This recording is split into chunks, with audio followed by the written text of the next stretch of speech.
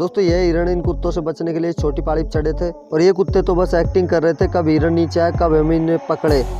ये कुत्ते उनमें से हैं कि खुद तो कुछ करते धरते है नहीं, बस वो ऊपर वाले करेंगे तभी हम ये खा पाएंगे। सारी मेहनत तो ये ऊपर वाले कुत्ते कर रहे थे, नीचे भी गिर गए तो मर जाएंगे। दोस्तों एक कुत्ता तो हिरण के बिल्कुल पास जाता है और दूसरा कुत्ता आता है, बस इससे बोलता ही है कि हाँ हाँ बस बस बस ठीक है हाँ हाँ थोड़ा और बस बस हो गया।